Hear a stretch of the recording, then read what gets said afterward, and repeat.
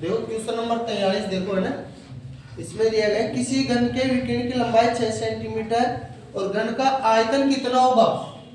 विकिरण की लंबाई दे दी और आयतन पूछा है, आयतन। अब घन का विकिरण क्या होता है आपको सबको मालूम होना चाहिए, क्या होता है? 3 भुजा रूट 3, भुजा रूट 3 इक्वल टू कितना है 6। ठीक है, तो भुजा कितनी होगी 6/√3, ये गुणा में तो बाद में आ जाएगा। चलो आपको पूछा आयतन, आप इसका परिमेयकरण लेने की कोई जरूरत नहीं है। ठीक है, परिमेयकरण कब करेंगे या तो उत्तर में आ जाए तब। चलो अभी क्या करना है, आयतन निकालना है। तो आयतन क्या होता है, घन का आयतन होता है भुजा क्यूब।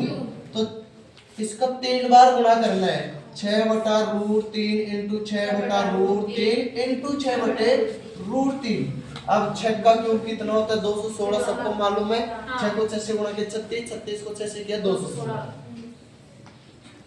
अब √3 को √3 से क्या पूरा 3 और ये √3 तो नहीं हटेगा, तो 3√3। अब ऑप्शन में देखेंगे क्या ऐसा ही है या फिर परिमेयकरण करना पड़ेगा।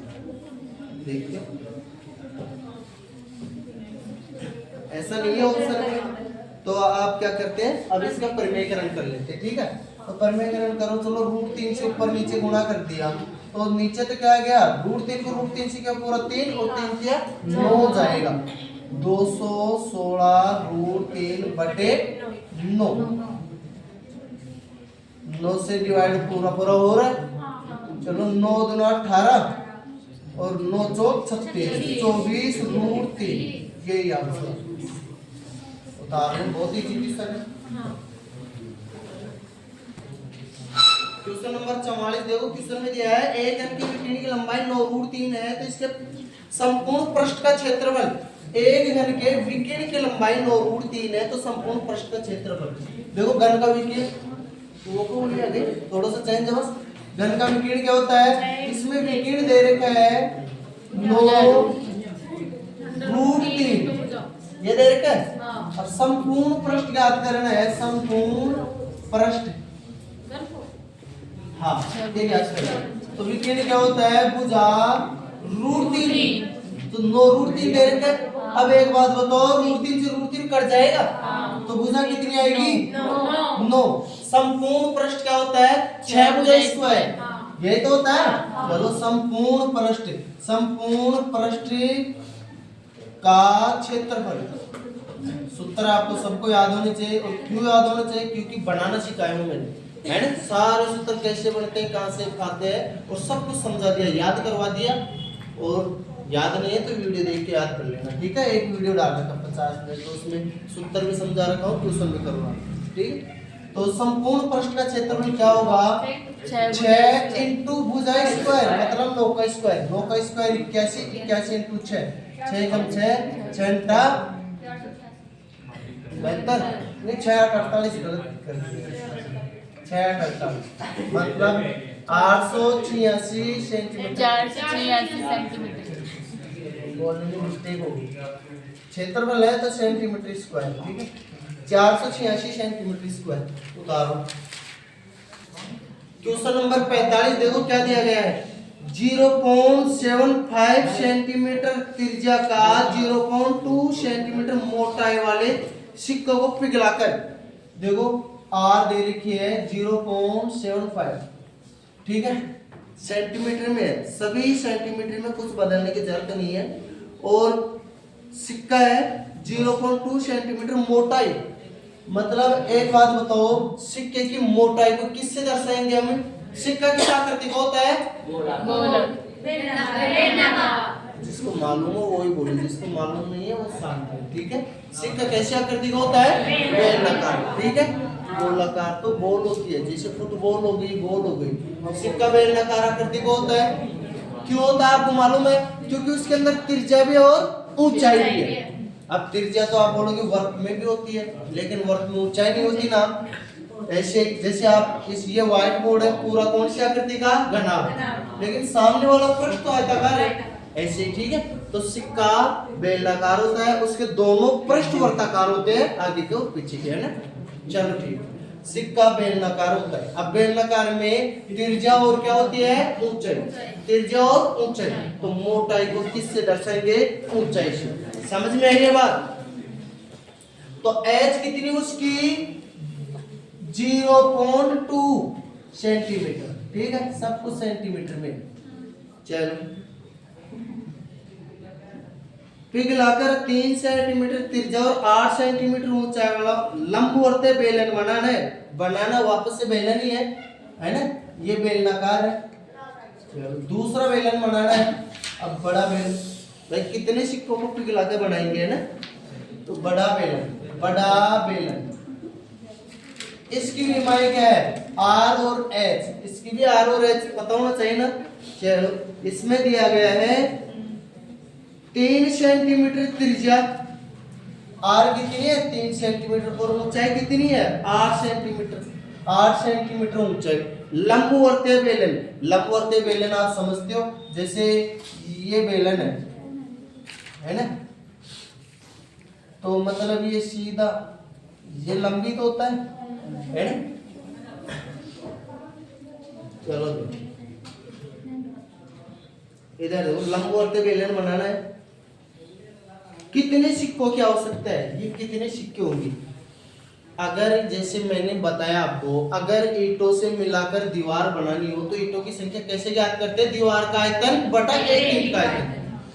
बहुत सारे सिक्कों को मिलाकर एक बड़ा बेलन बनाना है तो सिक्कों की संख्या कैसे ज्ञात करेंगे? बड़े बेलन का आयतन बटे एक सिक्के का आयतन, ऐसे ज्ञात करेंगे। क्या सबको समझ आ रही है बात? चलो तो सिक्कों की संख्या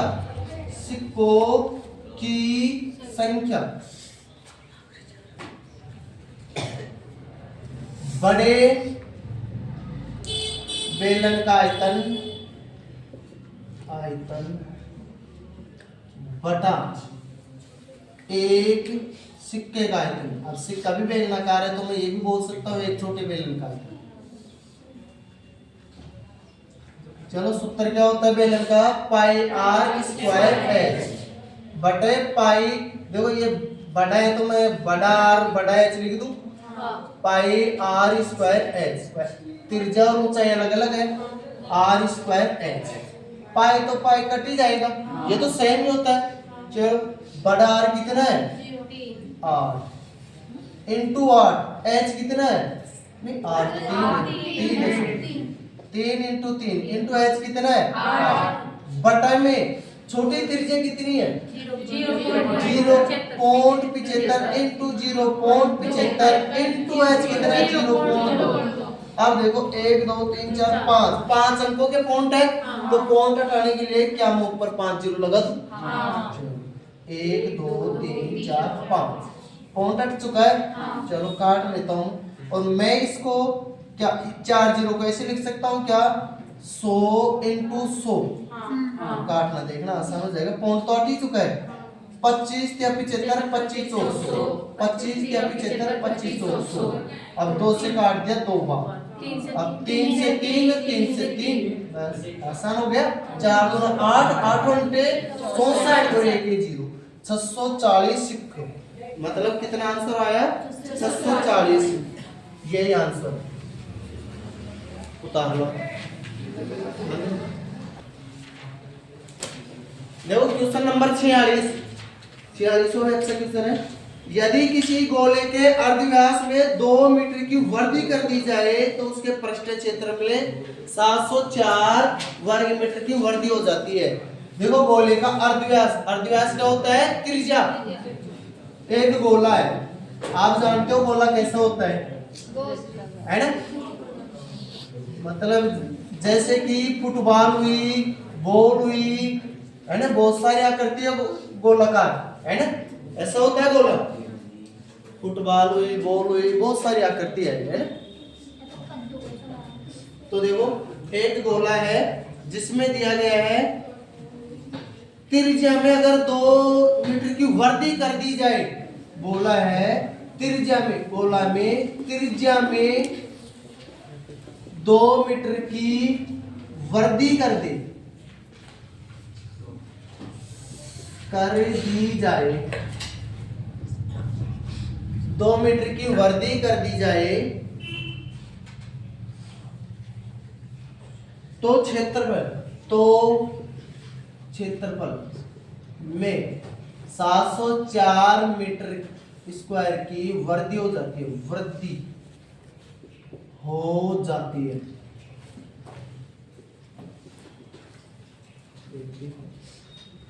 तो गोले का प्रारंभिक अर्धव्यास कितना है? प्रारंभिक अर्धव्यास समझते हो? अर्धव्यास का मतलब त्रिज्या, मतलब गोले की त्रिज्या कितनी है ये ज्ञात करना है। त्रिज्या ज्ञात करनी, चलो करते हैं। हमें सबसे पहले ऐसे क्वेश्चन को ऑप्शन से करना ज्यादा आसान रहेगा, फिर भी दोनों तरीके बताते हैं, बेसिक भी और ऑप्शन से भी, दोनों बता रहा हूँ, ठीक है। माना गोले की प्रारंभिक त्रिज्या r ही मान लेता हूँ, ठीक है, और बाद में कितनी हो जाएगी 2 मीटर बटा तो r+2। अब ज्यादा में से कम को घटाएंगे तभी तो बचेगा। तो गोले का क्षेत्रफल क्या होता है? 4πr², यही होता है। लेकिन प्रारंभिक त्रिज्या r, तो बाद वाली त्रिज्या कितनी?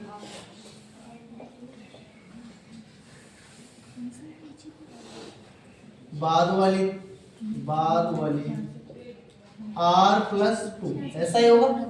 चलो बाद में क्षेत्रफल कितना होगा? 4πr+2 का स्क्वायर, 4πr², लेकिन बाद वाला r यही तो है, -4πr² बराबर बड़े वाले में घटाएंगे छोटे वाला तो कितना आएगा? 704। ये दे रखा है। चलो 4π में कॉमन ले लो दोनों तरफ, 4 × पाई में देखो 4 × 22/7, पाई का मान ये रख दो, कॉमन ले लिया। इधर क्या बचा? इधर देखो r+2 का होल स्क्वायर, चलो बड़ा क्वेश्चन हो गया, r+2 का होल स्क्वायर -r का स्क्वायर, ऐसा ही बचा, बराबर 704 है। तो देखो ऐसे लिख देता हूँ 88/7। मैं इसको खोलूंगा तो a+b का होल स्क्वायर लगेगा ना, तो a² + b², 2 का square 4, a² + b² + 2ab, 2 × r × 2, तो 4r -r² बराबर 704, ऐसा ही होगा। चलो किसी कोई दिक्कत नहीं है। चलो अब करते हैं, क्या मैं इस r² से ये r² काट दूं? ये 88/7 है, इधर आ जाएगा, इधर क्या बचा? 4r + 4 = 704 × 7/88, ऐसा ही बचा। चलो मैं काट देता हूँ इसको, ये भी 11 से कटेगा, ये भी 11 से कटेगा, क्योंकि 7 और 4 11 हो, ठीक है। 11 8 88, 11 6 66, 11 4 44, अब 8 1 64, तो 4r + 4 बराबर 7 और 2 56, तो 4r बराबर 56 में से 4 गया तो 52, r बराबर 52/4। चलो 4 × 4, 4 × 12, 13 सेंटीमीटर, 13 मीटर, यही आंसर हो जाएगा। प्रारंभिक त्रिज्या कितनी? 13। अगर बाद वाली त्रिज्या पूछ ले तो 2 और जुड़ जाएगी 15, ठीक है, लेकिन प्रारंभिक पूछ जाए तो 13। एक बार उतारो, फिर इसको ऑप्शन से भी करवाता हूँ, ऑप्शन से बहुत जल्दी हो जाएगा। देखो अगर इसको ऑप्शन से करना हो तो हम क्या करेंगे, जैसे 16 15 14 13 है, और ऑप्शन से अगर आप शुरुआत में 16 चेक किया तो टाइम लग जाएगा, है ना, आपको वहां पता भी नहीं चलेगा, तो टाइम तो लगेगा। लेकिन आप क्या कर सकते हो, जैसे हमें पता चल गया चलो 13 आएगा, 13 चेक करेंगे तो कैसे करते हैं, तो 13 में 2 बटाए तो 15, 4πr² लिख दे तो 15² माइनस 4πr² की जगह 13²।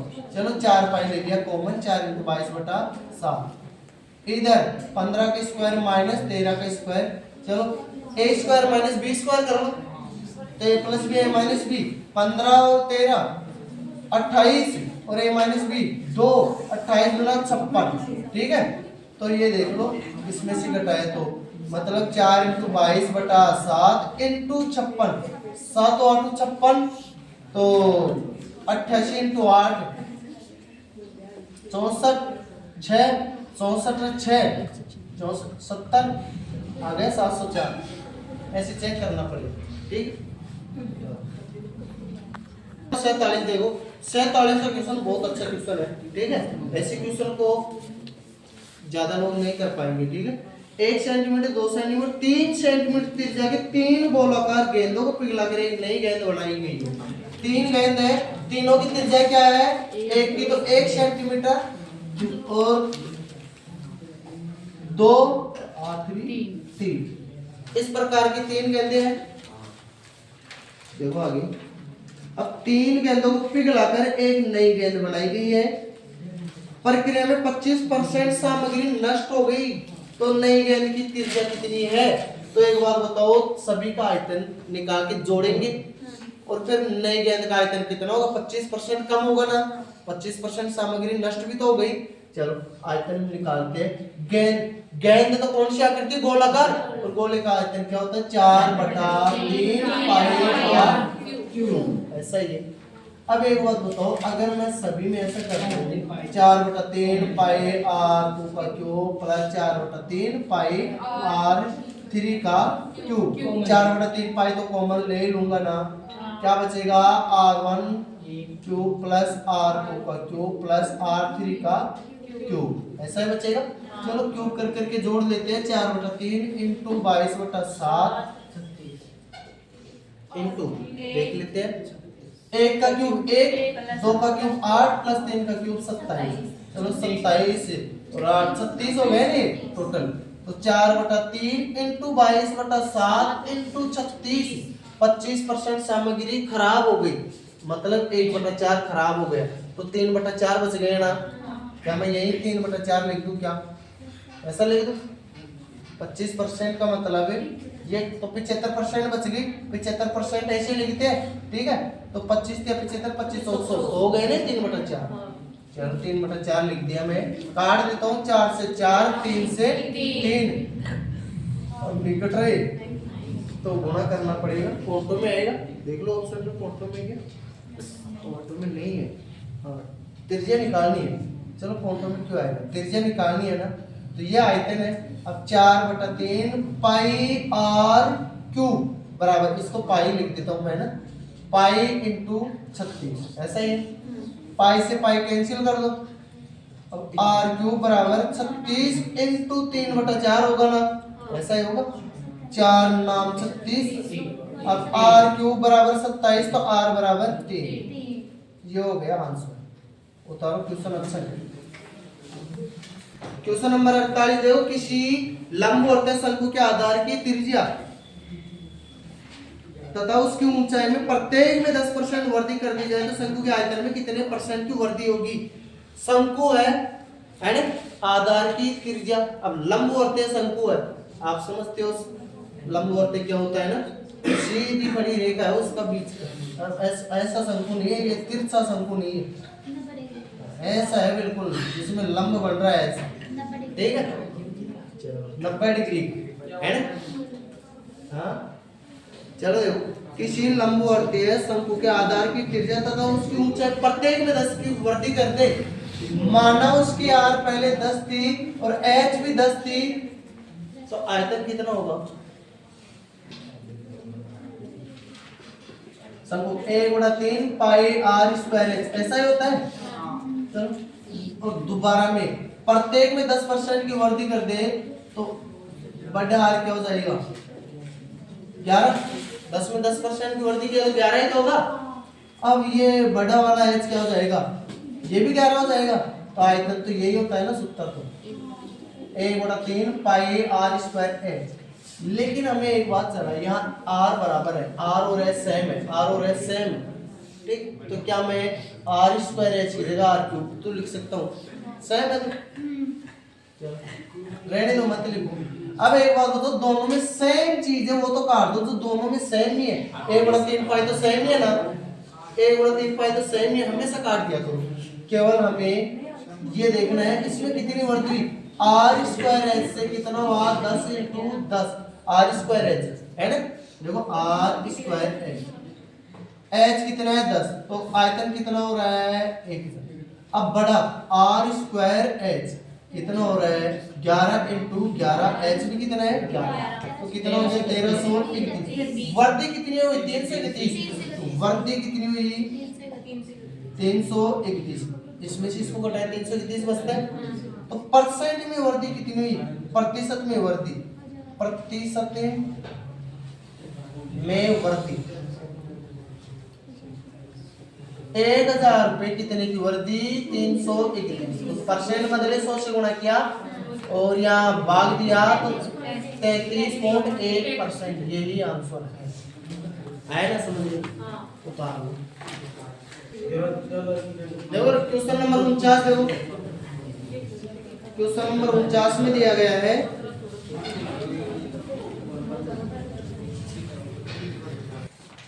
देखो क्वेश्चन में दिया गया एक तांबे को अभी 4800 करवाया ना, 4900 देखो, एक तांबे के तार की लंबाई 36 मीटर तथा व्यास 2 मिलीमीटर, लंबाई दे दिया 36 मीटर। अब तांबे के तार की लंबाई दे दिया, तार की आकृति कैसी होती है, क्योंकि त्रिज्या भी होती है और ऊंचाई भी होती है। अब कुछ बोलेंगे भाई सिक्का और तार तो बिल्कुल मेल नहीं खाता, लेकिन दोनों की होती बेलनाकारी है, तार में भी त्रिज्या होती है और ऊंचाई होती है, सिक्के में भी त्रिज्या होती है ऊंचाई होती है। अब आप बोलो सिक्का ही नहीं, कोई बारीक चत्तर को भी आयताकार वो वर्ताकार काटेंगे तो भी वो बेलनाकारी है, क्यों, दोनों पृष्ठ होते हैं आयताकार, ऊंचाई तो होना, इसीलिए बेलनाकार है। ठीक, चलो तार में बेलनाकार होता है, सदैव तार बेलनाकारी होता है हमेशा। ठीक है, और कभी कभी ऐसा थोड़ी होता, घनाभकार भी हो सकता है, लेकिन ज्यादातर बेलनाकार। घनाभकार कैसे, कोई सरिया हो मोटा सा घनाभकार बन सकता है ना। चलो तार है, बेलनाकार है, बोला गया है लंबाई 36 मीटर। अब तार की लंबाई, बेलन में लंबाई किसको बोलते हैं, एच, बेलन में लंबाई किसको बोलते हैं, एच, लंबाई 36 मीटर। और बोला गया है व्यास 2 मिलीमीटर। अब अगर व्यास दे दिया 2 मिलीमीटर तो त्रिज्या कितनी होगी, 1 मिलीमीटर होगा, 1 mm, त्रिज्या तो आधी होती है ना। पिघलाकर एक गोला बनाया जाता तो गोले का अर्धव्यास ज्ञात करना है, गोले का अर्धव्यास।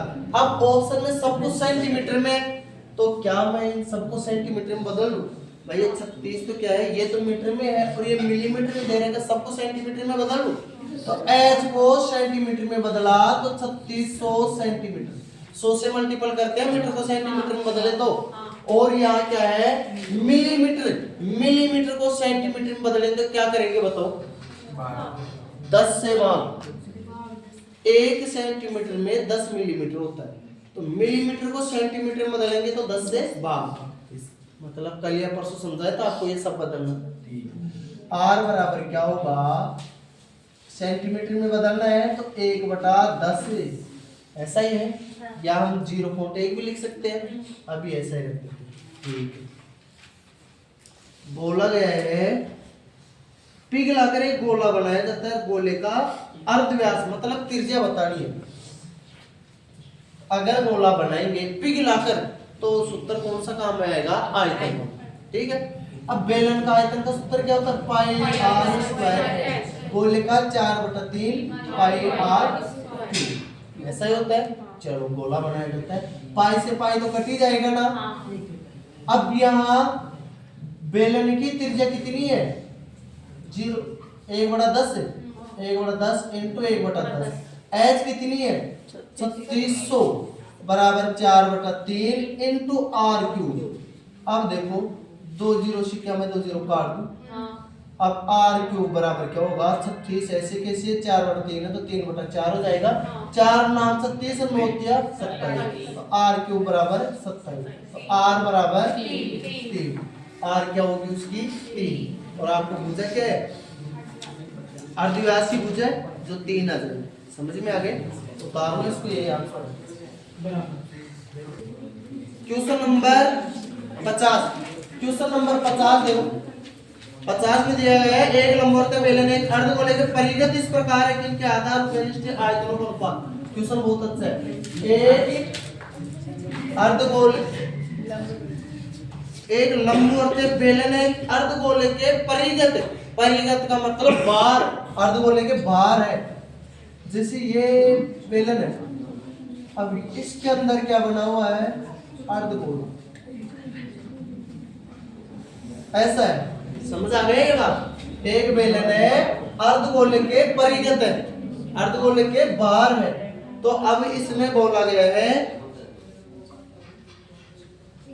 आधार उभयनिष्ठ है, मतलब आधार ये अर्धगोले का आधार तो यही होगा, अब बेलन का भी यही मानना होगा। उभयनिष्ठ सेम आधार, इसके अंदर ही बराबर बना हुआ है, ऐसे जगह नहीं छोड़ा बीच में, लास्ट तक बना दिया। ठीक है, आगे बोला गया है इसके आयतनों में क्या अनुपात है। आयतनों में आप देख के बता सकते हो क्या आयतन मतलब अर्धगोले का ज्यादा होगा या बेलन का? बेलन का ज्यादा होगा, जिसके अंदर ज्यादा द्रव्य आ सकता है उसी का आयतन ज्यादा, तो बेलन का ही होगा। देखो ये एक्स्ट्रा जगह बच गई ना, तो बेलन का होगा आयतन ज्यादा। चलो निकाल दे, अनुपात क्या आएगा। अब इसमें बोला है बेलन और अर्धगोले का आयतन, बेलन का आयतन अनुपात अर्धगोले का आयतन, अर्धगोले का आयतन। देखो चित्र में देख के आपको ये तो पता चल रहा है बड़ा बेलन का होगा। अगर ऑप्शन में 3 ऑप्शन ऐसे कि इधर बड़ा दे दे, एक इधर बड़ा, तो आप देख के कर सकते हो, लेकिन ऐसा चांस नहीं होता, ज्यादातर इधर बड़ी ही देगी, लेकिन कभी हो जाए तो ठीक है। चलो करते हैं। बेलन का आयतन क्या होता है पाई आर स्क्वायर एन, और अर्धगोले का आयतन क्या होता है 2/3 पाई आर क्यूब। क्या मैं पाई से पाई काट दूं? चलो अब मान रख लेता हूं, आर इसकी भी सेम है, इसकी भी सेम है ना। एच एक बात बताओ, ये ऊंचाई क्या आर के बराबर होगी कि नहीं होगी? कैसे बताओगे कैसे? अगर मैं इस गोले को ऐसे पूरा गोला बना दूं तो क्या ये बराबर होगी कि नहीं? बताओ, जरूरी ना, बात समझ में आई। तो h के बराबर ही r होगा, h बराबर ही क्या होगा r। क्या मैं h की जगह r लिख सकता हूँ क्योंकि बराबर है, तो r स्क्वायर इनटू r बराबर इधर 2/3 r क्यूब। एक बात बताओ, यहाँ घात 1 है तो 2 और 1 3 हो जाएगी ना r क्यूब। अनुपात 2/3 r क्यूब। तो क्या मैं r क्यूब से r क्यूब काट दूं तो 1 अनुपात 2/3, 3 इधर आएगा तो ऊपर आ जाएगा 3 अनुपात, तो यही आंसर है। बेलन का और अर्धगोले का आयतन कितना होगा 3 अनुपात 2। बहुत ही आसान तरीका है समझाने का, बहुत ही अच्छा क्वेश्चन है। क्वेश्चन नंबर 51 देखो, क्वेश्चन नंबर 51 में दिया गया है यदि r त्रिज्या के गोले को समान 4 भागों में बांटा गया है। एक गोला है जिसको 4 भागों में बांटा गया है। अब एक बात बताओ, एक गोले अर्धगोले का तो मैंने बता दिया था कि वक्र पृष्ठ क्या होता है 2 पाई r स्क्वायर और संपूर्ण पृष्ठ है 3 पाई r स्क्वायर। लेकिन एक चौथाई गोले का भी बताया था, किताब में तो नहीं है, किताब में तो नहीं है, लेकिन मैंने बताया था 1/4 गोला अगर ऐसा गोला हो, ऐसा गोला 1/4 सही, सिर्फ यही हिस्सा हो, तो मैंने बताया था वक्र पृष्ठ तो होता है पाई r स्क्वायर और संपूर्ण पृष्ठ होता है 2 पाई r स्क्वायर। ठीक है, ये बताया था आपको, याद करना है ना, और वीडियो में भी बताया हुआ है। ठीक है, चाहे किताब में हो चाहे नहीं हो, लेकिन मैंने बता दिया आपको, मैं सारी बता देता हूँ। ठीक, अब एक बात क्वेश्चन में दिया गया है चारों भागों का संपूर्ण पृष्ठ क्षेत्रफल कितना होगा। एक भाग का संपूर्ण पृष्ठ कितना होता है 2 पाई r स्क्वायर, तो 4 भागों का कितना होगा 4 × 2 पाई r स्क्वायर, तो 8 पाई r स्क्वायर होगा नहीं होगा, इतना एजुकेशन।